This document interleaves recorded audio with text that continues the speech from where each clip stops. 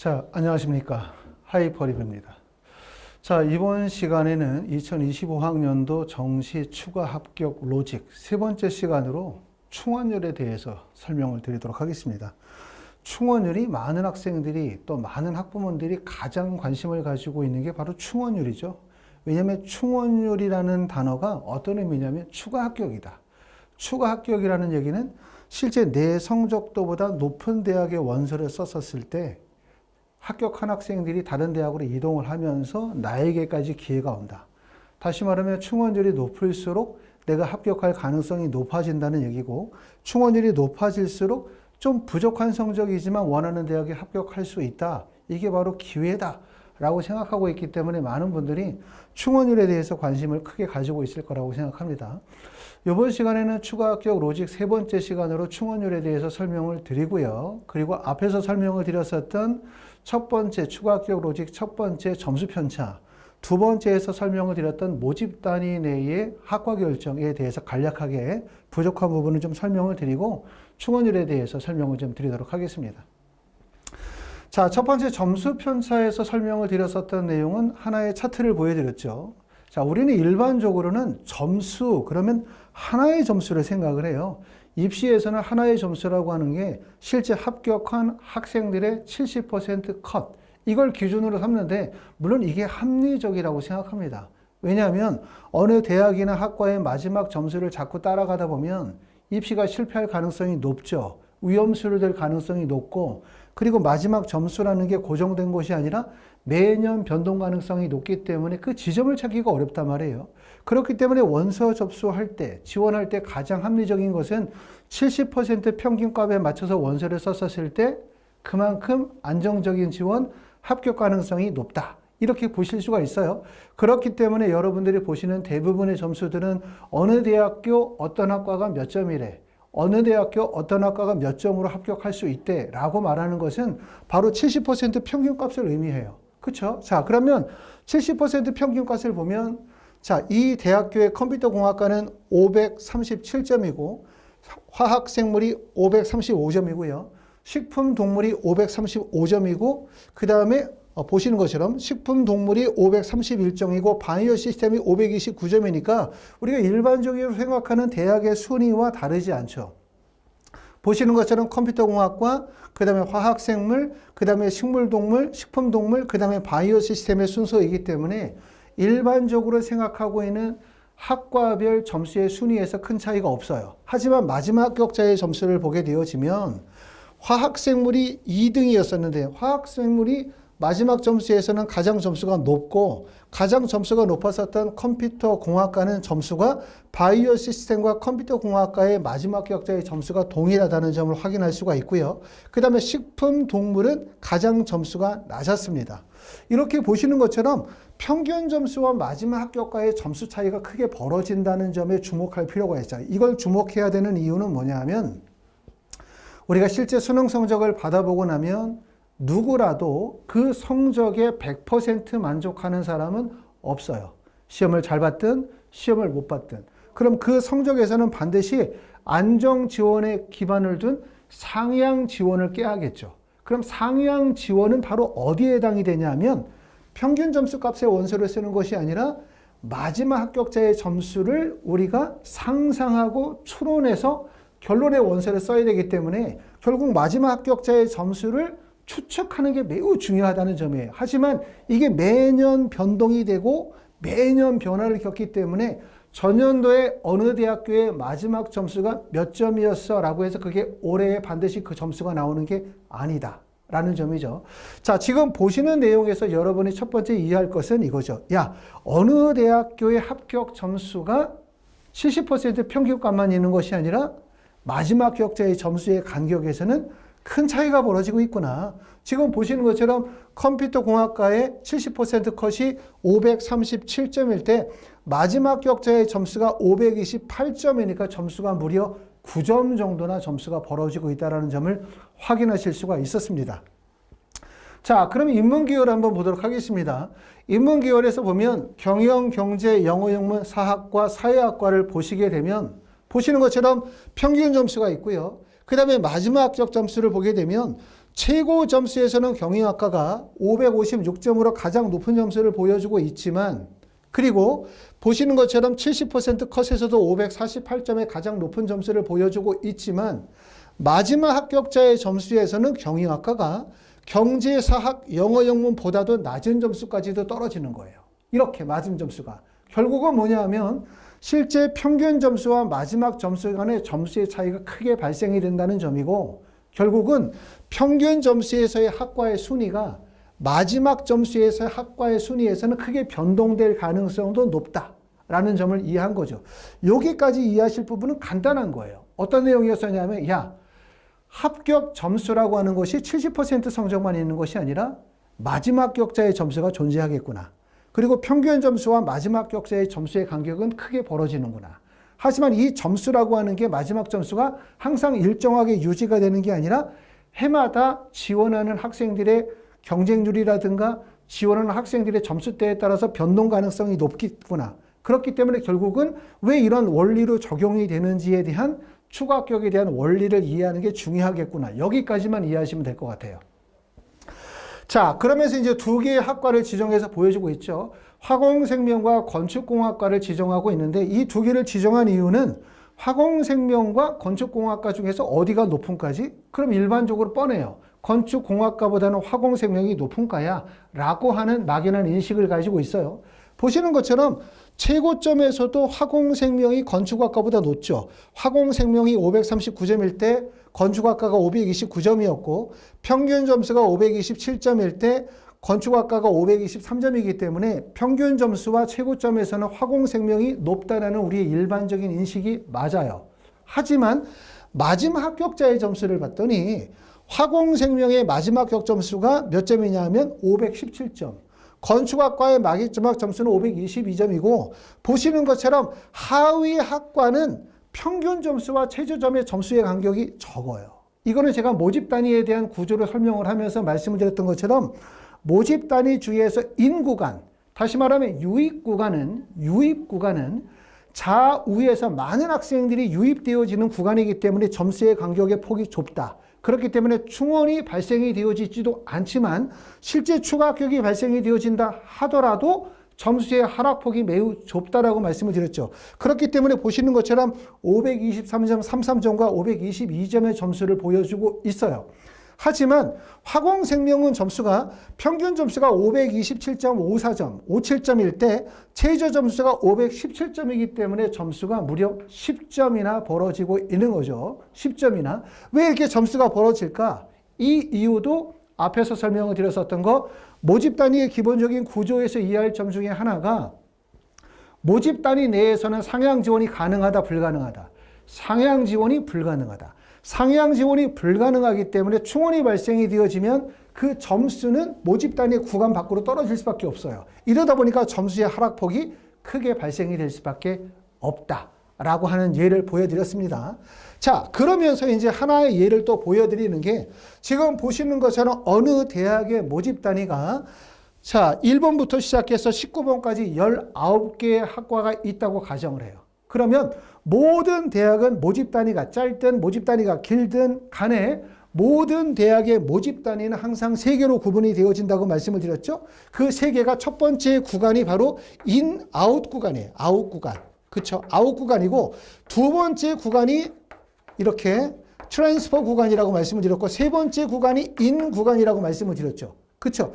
이렇게 말씀을 드렸고, 이 아웃 구간은 바로 뭐냐면 이 대학의 이 학과의 원서를 쓰는 학생들은 이 학과의 원서를 쓰면서 반드시 어디에 원서를 쓰냐면 상위 대학의 원서를 쓰는 거예요. 이 또 다른 대학의 원서를 쓰고 있고, 바로 여기에 이 학생들의 뭐가 있냐면 목표는 바로 여기에 있는 거죠. 그렇죠? 여기에. 그렇기 때문에 이 학생들의 여기에 원서를 쓰게 되면 반드시 안정 지원을 해야 돼요. 무조건. 왜냐하면 여기도 상향하고 여기도 상향을 하면 둘 다 떨어지면 그냥 꽝 이렇게 되는 거죠. 그렇기 때문에 이 목표 대학에 상향 지원을 하게 되면 반드시 여기는 안정 지원이 나올 수밖에 없으니까, 지난 시간에 얘기했던 것처럼 학과의 순위를 1번, 2번, 3번, 4번, 5번 이렇게 정하면 실제 상위권 학생들이 1번 구간에 있는 것이 아니라 상위권 학생들이 반드시 어디에 원서를 쓸 수밖에 없냐면 2번이나 3번 구간에 원서를 쓸 수 있어요. 물론 상위권 학생들 중에서 1번 구간에 원서를 쓸 수 있는 학생도 있겠죠. 점수가 일단 차고 넘치거나, 두 번째는 나는 이과를 무조건 가겠다라고 지정하는 학생들은 원서를 쓸 수 있어요. 하지만 대부분이 아웃 구간에 원서를 쓰는 분들은 상위 대학에 목표점을 두고 있기 때문에 반드시 이 아웃 구간에서는 안정 지원을 꾀해야 된다고 말씀을 드릴 수 있겠죠. 트랜스퍼 구간은 지난 시간에도 말씀을 드렸던 것처럼 좌우 군이동이 발생이 되는 구간이라고 말씀을 드렸어요. 트랜스퍼 구간 내에 진입을 하면 일단 이 대학을 붙는 거는 문제 없어. 하지만 대학이 마음에 안 들거나 학과가 마음에 안 들거나, 학과가 마음에 안 들거나 대학이 마음에 안 들거나 둘 중에 하나일 수밖에 없어요. 그렇기 때문에 이 구간에 일단 진입을 하게 되어지면 학생들은 좌우로 이동을 하면서 대학과 학과를 변경시키기 위한 시도를 하는 구간이라고 볼 수가 있고, 여기는 점수대가 매우 조밀하기 때문에 사실상 모집 단위 내에서 상향 지원이 거의 불가능한 지점이에요. 그러니까 움직이기가 어렵다는 얘기예요. 그리고 실제 원서를 쓸 때 가장 어려운 구간이 바로 이 구간이라고 말씀을 드릴 수가 있습니다. 자, 인 구간은 뭐냐면 유입 구간이거든요. 이게 만약에 나군이라고 가정을 하면 다군에서 치고 들어올 거고, 그리고 가군에서 또 치고 들어오겠죠. 이렇게 가나에서 들어올 거고, 그리고 나군 내에서도 밀려드는 지점이기 때문에 이 하위 지점이 가장 어려워요. 근데 이걸 꼭 아셔야 되는 이유는 우리가 실제 수능 성적을 받아보면 나의 성적이 아웃 구간에 있거나 트랜스퍼나 인 구간에만 있는 것이 아니에요. 내 성적이 반드시 가나다군에서 어떻게 되어져 있냐면 아웃과 트랜스퍼와 인 구간에 하나씩 쪼개질 가능성이 높아요. 쪼개질 가능성이. 물론 이렇게 쪼개지는 것도 수능 성적이 좋은 거예요. 수능 성적이 안 좋으신 분들은 대부분 다 모든 대학의 하위 구간에 머물 가능성이 높기 때문에 하위 구간에 일단 머물면 대학을 바꾸기가 매우 어려워요. 그렇기 때문에 일반적으로 인과 트랜스퍼 아웃 구간에 나의 성적이 분산되어져 있다고 한다면 실제 정시의 지원의 전략을 수립하기에 유리하다고 말씀을 드릴 수가 있는데, 바로 인 구간은 좌우에서 유입되어지는 구간이기 때문에 어떻다?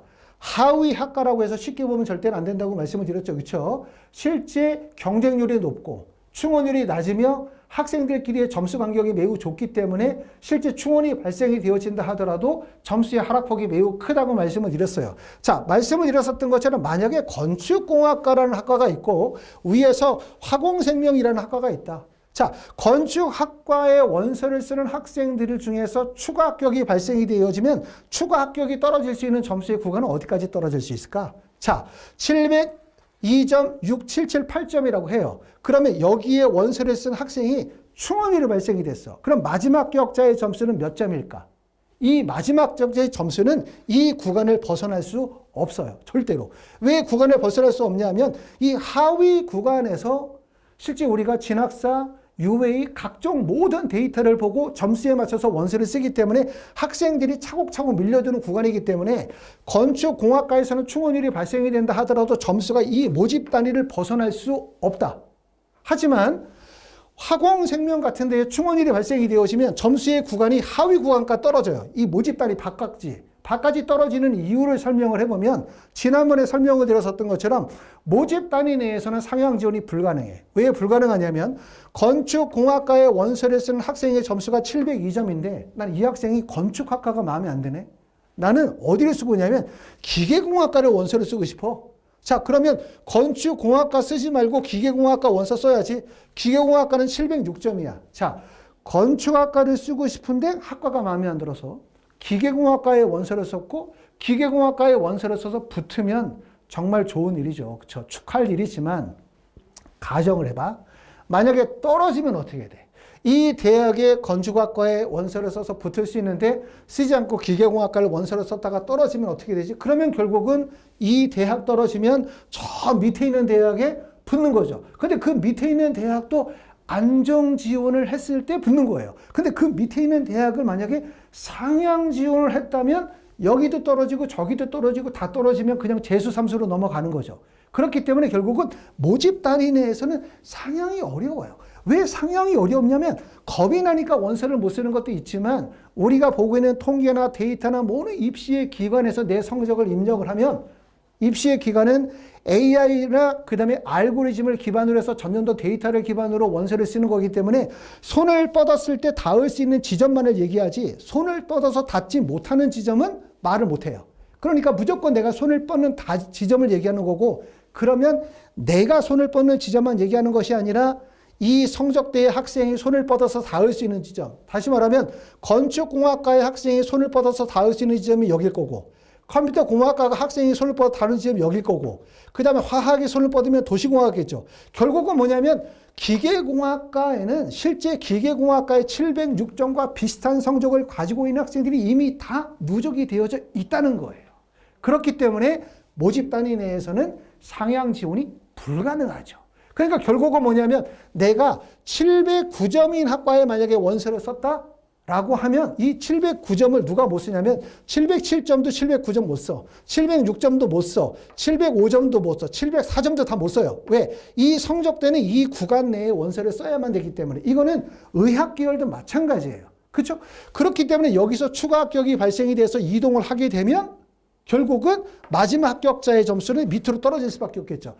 단 그런 전제적 조건이 있어요. 이렇게 상위 구간에서 추합을 붙으려면 반드시 1차적인 조건이 내 성적이 이 대학의 모집단위 내에 성적이 있어야 돼. 반드시. 그러니까 무슨 말이냐면 내가 만약에 이 대학의 화공생명공학과에 합격을 하고 싶다?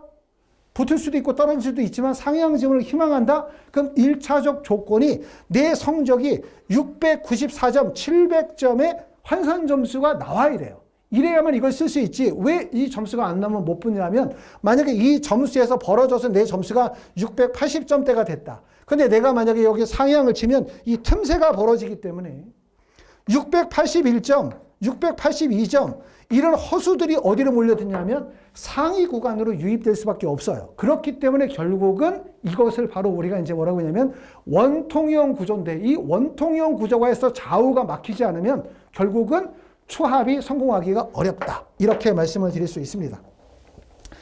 자, 다음은 이제 지금 보시는 내용은 지난번에 말씀을 드렸었던 것처럼 학과 선택에 관한 얘기를 하고 있는 거죠. 자, 우리가 대학교의 수능 성적을 받아보고 난 다음에 원서를 쓸 때 가장 어려운 게 뭐냐? 정시 지원에서 가장 어려운 게 뭐냐? 이렇게 물어보면 내 성적으로 지원 가능한 대학, 내 성적으로 지원 가능한 학과 여러 개, 이거는 전혀 문제 없어요. 전혀 다 찾을 수 있어요. 그리고 가끔 학부모님들이 상담 전화 오셔서 물어보는 얘기가 하이퍼리뷰에서는 정시 컨설팅 할 때 학과를 몇 개를 골라줍니까? 이런 말씀 물어보시는데 이건 사실은 학과를 여러 개 골라주면 책임이 피가 되죠. 어머니, 이 학과 중에서 수학, 기계, 기계시스템, 생명과학자 중에서 알아서 골라서 쓰세요. 라고 얘기하면 이거는 결국은 뭐냐면 부모님이 알아서 결정하고 떨어져도 알아서 책임지라는 의미가 되는 거고, 또 이렇게 얘기할 수밖에 없는 이유는 무슨 의미를 가지고 있냐면 점수를 가지고 대학은 결정할 수 있지만 점수로 대학은 결정할 수 있지만 학과 결정을 불가능하다는 얘기를 지난번에 얘기했던 것처럼 바로 이 얘기예요. 왜냐하면 모집 단위 내에 학과 결정은 거의 불가능하기 때문에 컨설팅을 하시는 분들이 대학과 학과를 지정하지 못해요. 그렇죠? 왜냐하면 그 변동 가능성이 높기 때문에. 하지만 이런 변동 가능성을 이해해야만 결국 학과 성공의 학과를 잡아낼 수가 있고 그 다음에 상향 지원에서 합격할 수 있기 때문에 이런 학과가 어떻게 변동되어지는지를 알아야 된다. 이걸 알려면 추가 합격에 대한 로직을 이해하는 게 매우 중요하다고 말씀을 드릴 수 있습니다. 자, 여기서 보여드리는 내용은 이런 내용이었죠. 자, 우리가 산업공학과가 있어요. 지금 보니까 이 대학에서 산업공학과가 대학의 순위로 보니까 17번째 정도의 학과니까 전체적으로 학과가 낮은 학과가 점수가 708.66점이야. 자, 내가 입시기간에 데이터를 입력했더니 나의 점수가 708점이거나 709점이라고 했을 때 입시기관에서는 뭐라고 얘기했냐면 너 이 대학에 산업공학과에 원서를 쓰면 붙을 수 있어. 여기 원서 써. 이렇게 얘기할 거란 말이에요. 하지만 이 점수가 과연 내가 709점의 환산 점수로 708점의 원서를 쓰면 붙나? 꼭 붙나? 점수대로 모든 학생들이 원서를 쓰나? 그 점수는 불변한 것인가? 그렇지 않죠. 학생들이 몰려들면 경쟁률이 높아지고 경쟁률이 높아지면 점수가 높아질 수밖에 없는 거예요. 그렇기 때문에 보시는 것처럼 이때의 산업공학과는 17위의 순위였지만 그 다음 연도의 산업공학과는 순위가 몇 위까지 올라가? 5위까지 올라간 거예요. 또 보시는 것처럼 물리학과 같은 경우는 그 전년도에는 14위의 순위였었지만 그 전년도에는 물리학과가 9번 순위로 바뀌었죠. 자, 그거 외에도 다른 학과의 순위도 봐요. 자, 이 전년도에는 인공지능학과가 1번, 컴퓨터과학과가 2번, 전기전자가 3번이었지만 그 다음 연도는 전기전자가 1번이고 화공생명이 2번이고 신소재가 3번이고 인공지능이 4번이니까 결국 인공지능 같은 경우는 4순위까지 떨어진 거죠. 물론 이 점수는 70% 환산 점수를 기준으로 삼고 있긴 하지만 여러분들이 꼭 아셔야 되는 거, 원서 지원에서 제일 중요한 거, 컨설팅에서 제일 중요한 건 학과를 지정할 수 있느냐. 이게 정말 중요한 거구나. 이런데 자꾸 이제 부모님들이 잘 모르시는 분들은 거기는 학과를 몇 개까지 골라줘요. 이렇게 말씀하세요. 자, 학과를 많이 골라주면 결정할 수 있고 학과를 많이 골라주면 유리한가요? 결국 학과를 많이 골라주면 뭐밖에 안 되냐면 마지막에 경쟁률을 보고 그 중에 하나를 골라내야 돼요. 이러면 결국은 뭐냐면 컨설팅을 하거나 오랜 기간 동안의 입시의 데이터를 분석하는 것이 아무런 의미가 없다.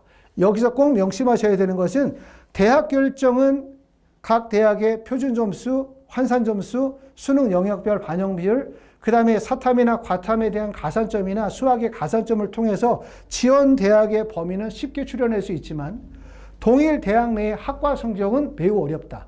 특히 이 부분은 점수의 변동 가능성이 높기 때문에 모집 단위에 대한 구조의 이해, 추가 합격에 대한 원리를 이해해야만 이해할 수 있다. 이렇게 말씀을 드릴 수 있습니다. 자, 그러면서 모집 단위의 구조에 대해서 지난번에 설명을 드렸어요. 모집 단위의 구조를 우리가 세로가 아니라 가로로 높여놓은 거죠. 모든 대학의 모집 단위는 모집 단위가 길든 모집 단위가 짧든 공통적으로 모집 단위는 3개로 구성이 되어져 있어. 첫 번째는 아웃 구간. 아웃 구간은 상향 이탈 구간이라고 말씀을 드렸고 트랜스퍼는 좌우 군이동이고 인이라는 구간은 상향 유입 구간이란 말이에요. 그리고 지금 보시는 것처럼 경쟁률이 가장 높은 구간은 바로 인 구간, 유입되는 구간의 경쟁률이 높고 그 다음에 상향 이탈되는 구간의 경쟁률이 높아요. 상향 이탈되는 구간의 경쟁률이 높은 이유는 허수 지원이 대부분 여기를 노리고 있기 때문에 추합을 노리면 바로 여기를 노려요. 그렇죠? 그리고 그 중간에 나와 있는 트랜스퍼 구간은 경쟁률이 낮아지면서 충원율이 발생이 되는 구간이고 바로 이 지점이 항상 말씀을 드리지만 내가 점수가 부족한 상태에서 상향 지원을 원한다. 자연 추합이 아니라 강제 추합을 희망한다라고 하면 트랜스퍼 구간을 항상 주목하라고 말씀을 드렸죠. 그렇죠? 요거에 주목할 필요가 있습니다. 자, 충원율에 대해서 한번 설명을 드립니다. 오늘 말씀을 드리는 내용은 충원율의 핵심인데 자, 아까도 말씀을 드렸었던 것처럼 충원율이라는 건 뭡니까? 자, 내가 지원한 어떤 학과에 최초 합격한 학생들이 다른 대학에 중복 합격하면서 이 대학의 등록을 포기하고 빠져나가고 그러면서 차점자가 추가 합격이 되어지는 거죠. 1차, 2차, 3차, 4차. 자, 이렇게 차점자가 1차, 2차, 3차, 4차가 되어지다 보면 충원율이 100%, 200%, 300%가 돌다 보면 결국은 어떻게 되어져? 점수의 간격이 벌어질 수밖에 없어요. 그렇기 때문에 내 점수가 380점이다. 근데 나는 390점인 학과에 원서를 써서 붙고 싶어. 내 성적으로는 국민대 정도 갈 수 있는 성적인데 나는 이화여대를 가고 싶어. 나는 중앙대를 가고 싶어. 이러면 이런 분들은 뭘 생각하냐면 충원율이 높은 데를 노려야 돼. 충원율이 높은 데, 빵꾸날 수 있는 데를 찾아야지. 라고 생각한단 말이에요.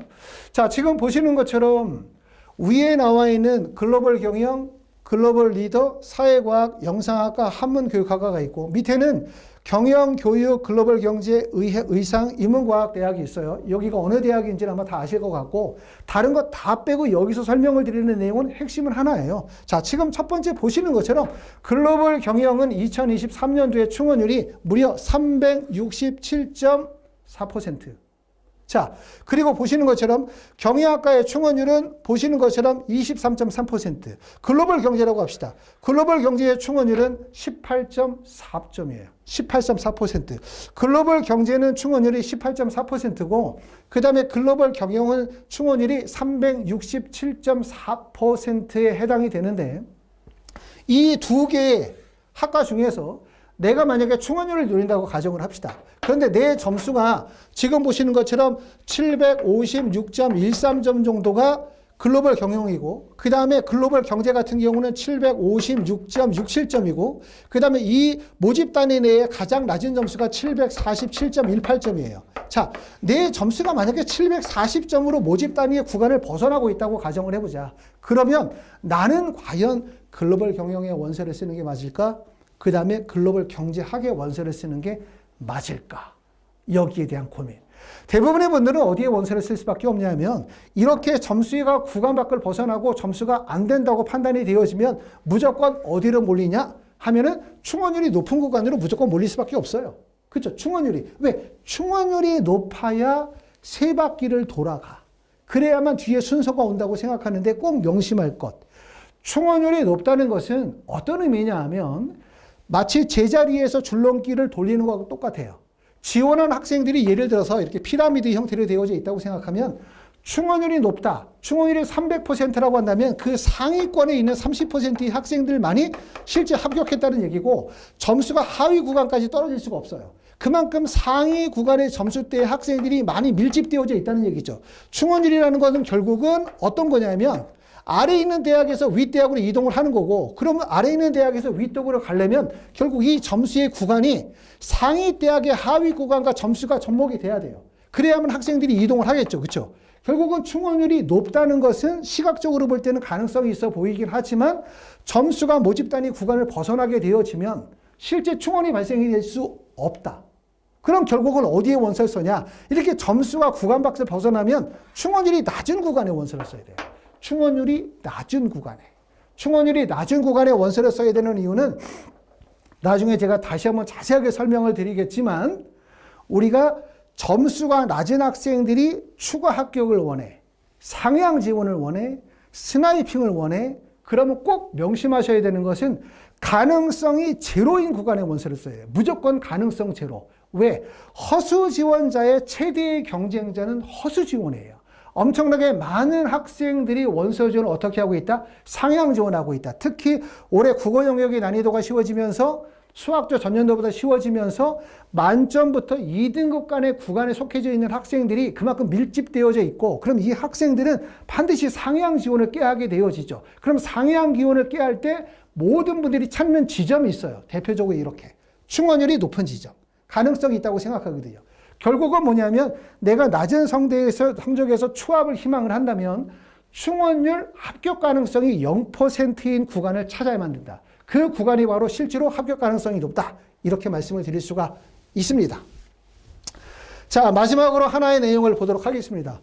지금 보시는 대학의 학과 경쟁률 환산 점수 2023년도와 2022년도의 충원율을 보고 계시는데, 자, 보시는 것처럼 이 대학은 점수를 봤더니 환산 점수가 714점부터 시작해가지고 마지막 합격자의 점수를 보니까 644점인데 요거 빼고 나면 천문호주가 694점이라고 해요. 694점. 그럼 여기 점수가 714점이야. 자, 내가 만약에 714점과 693점 중에서 700점을 맞았다. 그럼 700점 맞으면 상향 지원 할까 안 할까? 안 하죠. 왜냐하면 일단 700점을 맞으면 이 대학에 붙을 수 있어. 그러니까 이런 학생들이 굳이 상위 학과의 추합을 노리면서 위험수를 쓸 이유가 없죠. 700점을 맞았다고 한다면 대부분의 학생들이 어디에 원서를 받을 수밖에 없냐면 이 하위 구간에 밀집이 될 수밖에 없는데, 이것도 나중에 말씀을 드려야 돼요. 실제 가장 원서를 쓸 때 어려운 게 내 성적이 이 모집 단위의 하위 구간에 있을 때 과연 A, B, C, D의 학과 중에 어디를 선택할 것이냐. 이 부분이 정말 어렵다. 아까도 말씀을 드렸었던 것처럼 많은 입시 기관에서 상담을 할 때 학과를 지정하지 못하고 여러 개의 학과를 골라주는 이유가 있어요. 그 이유는 바로 뭐냐면 학과 선택이 그만큼 어렵고 위험하고 있기 때문에, 그렇기 때문에 숫자나 통계만으로는 학과 지정이 안 되기 때문에 그만큼 확신을 못 갖는 거예요. 그러니까 지정이 안 되다 보니까 이렇게 A, B, C, D 여러 개 중에서 하나 골라 쓰세요라고 말하지만, 실제로는 이 하위 구간에 나의 성적이 포함이 되어져 있을 때 학과를 결정하는 게 정말 어렵다. 이런 점을 말씀을 드릴 수가 있어요. 700점이면 쓸 이유가 없죠. 그런데 만약에 점수가 만약에 695점이 아니라 690점을 맞았다. 그럼 어디에 원서를 써야 될까? 첫 번째는 이 모집 단위의 구간을 벗어나게 되면 이 대학에 합격할 가능성이 매우 적어요. 그렇죠? 그렇기 때문에 이 학생이 만약에 여기 떴어 하위 구간에, 그럼 하위 구간에 쓰면은 붙을 수가 없죠. 왜?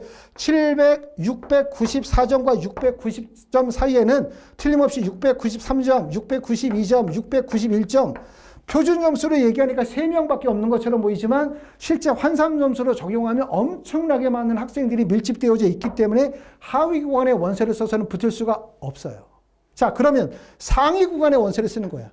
상위 구간에 원서를 써도 못 붙어요. 왜 못 붙냐면 이 상위 구간은 뭐가 몰리는 거냐면 허수 지원들이 대량으로 몰리는 지점이고, 그 허수는 어디에 해당되냐면 대부분 이 모집 단위를 벗어난 지점의 성적을 가지고 있는 학생들, 모집 단위에 들어갈 수 있는 성적을 가지고 있는 학생들은 모집 단위 내에서 상향 지원이 불가능하기 때문에 지원하지 않아. 그럼 이 학생들은 바로 이 구간에 있는 애들이거든요.